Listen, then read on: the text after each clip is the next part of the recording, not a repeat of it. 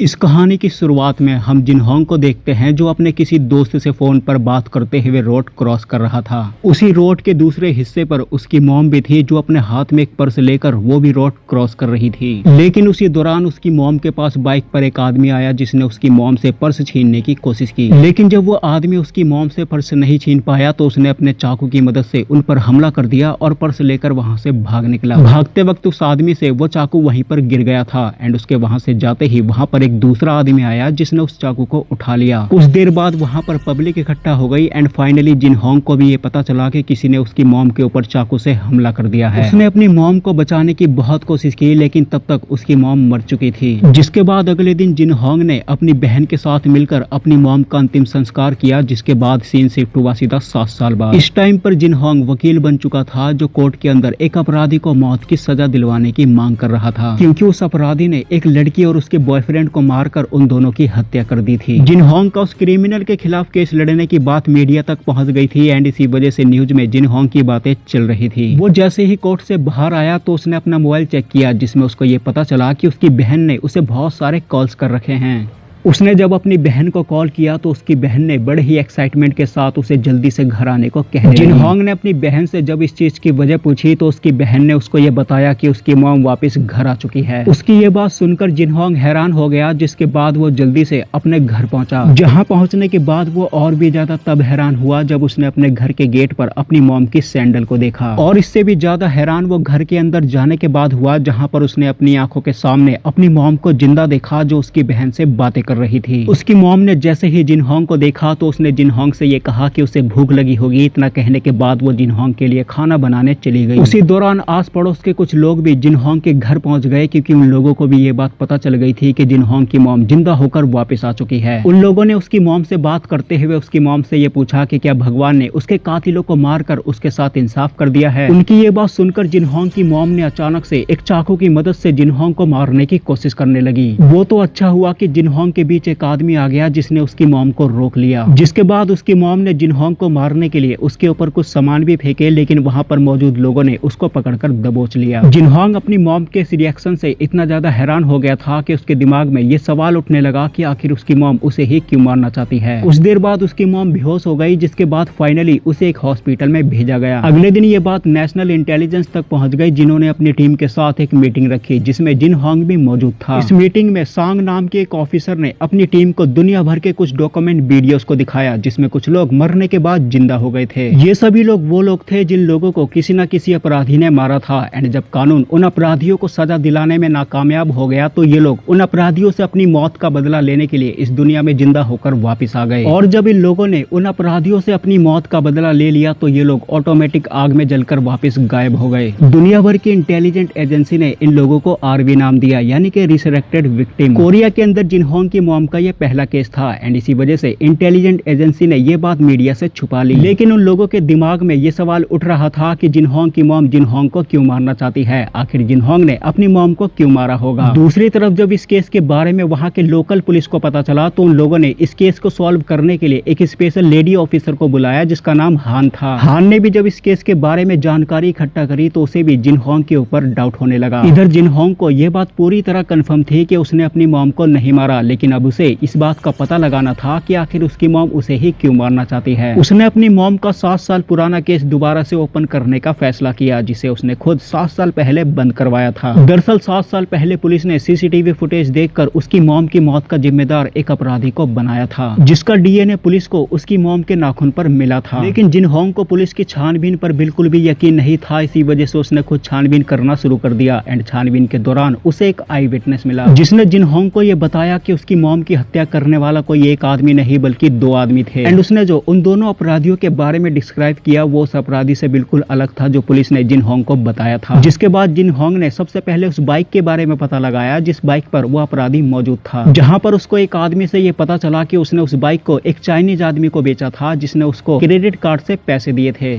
थोड़े दिनों की छानबीन के बाद फाइनली जिनहोंग को ये पता चला कि उस चाइनीज आदमी ने बाइक के पैसे पे करने के लिए चाइना टाउन का एक डुप्लीकेट कार्ड यूज किया था और पैसे पैसे पे करने के बाद वो हमेशा के लिए कोरिया छोड़कर चाइना चला गया था एंड इसी वजह से जिन होंग ने इस केस को बंद करवा दिया था। इधर एक ऑफिसर ने हान को ये बताया कि जिन होंग की मॉम ने अपने नाम पर एक इंश्योरेंस करवाया था और उसे ऐसा लग रहा है कि जिन होंग ने इसी पैसों को लेने के लिए खुद ही अपनी मॉम की हत्या कर दी। ये सुनकर हान ने ये कहा कि अगर जिन होंग ने अपनी मॉम को खुद मारा है तो वो सबूत छुपाने के लिए उस लोकेशन पर जरूर जाएगा जिस लोकेशन पर उसकी मॉम की हत्या हुई थी। उसी रात जिन होंग को एक सपना आया जिसमें उसने ये देखा कि जब वो अपनी मॉम की मदद करने उसके पास पहुंचा तो उसी दौरान उसे एक 8 साल की लड़की दिखाई देने लगी, जिसकी वजह से उसने अपनी मरती हुई मॉम को इग्नोर कर दिया और इसी वजह से उसकी मॉम उस पर खफा होने लगी। तभी अचानक से जिन होंग की आंख खुल गई, जिसके बाद वो अपनी मॉम को देखने सीधा हॉस्पिटल में पहुंचा, जहां पर सांग ने उससे बात करते हुए उससे ये कहा कि उसकी मॉम का मेटाबॉलिज्म और उसका दिमाग बिल्कुल भी काम नहीं कर रहा, शायद कोई सुपर नेचुरल पावर है जो इंसानों को इंसाफ दिला रही है। सांग की ये बात सुनने के बाद जिन होंग के दिमाग में एक सवाल उठने लगा। उसने सांग से बात करते हुए सांग को ये बताया कि उसकी मॉम ने उस पर जरूर हमला किया था लेकिन उसे एक भी खरोच नहीं आने दी, जिसका साफ मतलब है कि उसकी मॉम उससे खफा तो है लेकिन उसकी मॉम उसे जान से नहीं मारना चाहती। जिसके बाद वो वहां से अपने ऑफिस गया जहां पर उसने अपनी टीम से ये कहा कि हाल ही में चाइना से जितने भी आने वाले वांटेड क्रिमिनल है वो लोग उन सभी क्रिमिनल्स की लिस्ट बनाएं, क्योंकि जिन होंग ने अब ये ठान लिया था कि वो किसी भी कीमत पर अपनी मॉम के कातिलों को ढूंढ निकालेगा। ये बात जब एक ऑफिसर को पता चली तो उसने हान को कॉल करके उसको ये बताया कि जिन होंग अपने मॉम के कातिलों को ढूंढने के लिए चाइना से आए हुए वांटेड क्रिमिनल की लिस्ट निकलवा रहा है। 2-3 दिन बाद जिन होंग की टीम के एक मेंबर ने जिन होंग को ये बताया कि उन लोगों को ली नाम के एक चाइनीज वांटेड क्रिमिनल के बारे में पता चला है, जो साल 2008 में कोरिया छोड़कर चाइना चला गया था और कुछ ही दिनों पहले फेक पासपोर्ट के थ्रू वापस चाइना से कोरिया आ चुका है। जिसके बाद जिन होंग अपने साथी के साथ उस चाइनीज क्रिमिनल को पकड़ने के लिए सीधा एक अपार्टमेंट में पहुंचा, लेकिन उस क्रिमिनल ने बड़ी ही चालाकी से जिन होंग और उसके साथी पर हमला किया एंड वहां से भाग निकला। जिन होंग अपने साथी के साथ उस क्रिमिनल का पीछा करते हुए सीधा एक लोकेशन पर पहुंचा जहां पर उसे वो 8 साल की बच्ची दोबारा से दिखाई देने लगी। उस 8 साल की बच्ची को देखते ही जिन होंग ने उस क्रिमिनल का पीछा करना बंद कर दिया। उसी दौरान उस क्रिमिनल ने जिन होंग के पीछे से उस पर हमला करने की कोशिश की, लेकिन इतने में पुलिस वालों ने उसके पैर पर फायरिंग कर दी, क्योंकि हान अपनी टीम के साथ जिन होंग को ट्रैक करते हुए सीधा वहां पर पहुंच चुकी थी। इधर सांग ने अमेरिका से एक साइंटिस्ट को बुलाया जो अपने साथ एक वैक्सीन लेकर आया था। इस वैक्सीन को लगाने के बाद कोमा में गया हुआ इंसान भी बोलने लगता था। उन्होंने इस वैक्सीन को जिन होंग की मॉम को लगाया और उससे ये पूछना शुरू किया कि आखिर वो वापस क्यों आई है। उसकी मॉम ने ये जवाब दिया कि वो वापस इसलिए आई है ताकि वो अपनी मौत का बदला उस आदमी से ले सके जिसने उसको मारा है, लेकिन उसने पूछने पर भी उन लोगों को ये नहीं बताया कि वो किसे मारकर अपनी मौत का बदला लेना चाहती है। दूसरी तरफ जिन होंग ने जब उस चाइनीज क्रिमिनल का डीएनए टेस्ट करवाया तो उसको ये पता चला कि उसका डीएनए उसी डीएनए से मैच करता है जो उसकी मॉम के नाखून पर मिला था। जिसके बाद एक ऑफिसर ने हान को ये बताया कि जिन होंग की मॉम के नाम पर एक इंश्योरेंस नहीं बल्कि 2 इंश्योरेंस थे और उसके घर के सामने उसकी मौत से कुछ दिनों पहले 2 लोगों की और मौत हुई थी, जिनमें से एक आदमी और उसकी बेटी थी। एंड हान ने जब इंश्योरेंस कंपनी के एक आदमी को बुलाकर उससे पूछताछ की तो उस आदमी ने हान को ये बताया कि जिन होंग की मॉम ने दूसरा वाला इंश्योरेंस चोरी से करवाया था, जिसके बारे में जिन होंग को भी नहीं पता था, और उसने अपने मरने से पहले इस इंश्योरेंस के पैसे एक आदमी और उसकी बेटी की फैमिली को सपोर्ट करने के लिए उन लोगों को दे दिया था। इधर जिन होंग ने जब उस चाइनीज क्रिमिनल से पूछताछ की तो उसने उसको ये बताया कि उसने उसकी मॉम को सिर्फ एक बार ही चाकू मारा था। जिसके बाद वो जब उसकी मॉम का बैग लेकर वहां से जा रहा था तो उसी दौरान वहां पर एक दूसरा आदमी आया जिसने उसी चाकू की मदद से उसकी मॉम को मारकर खत्म कर दिया था। इतना बताने के बाद उस क्रिमिनल को जिन होंग की मॉम के सामने ले जाया गया। जैसे ही वो उसकी मॉम के सामने पहुंचा तो अचानक से उसकी मॉम के अंदर एनर्जी आने लगी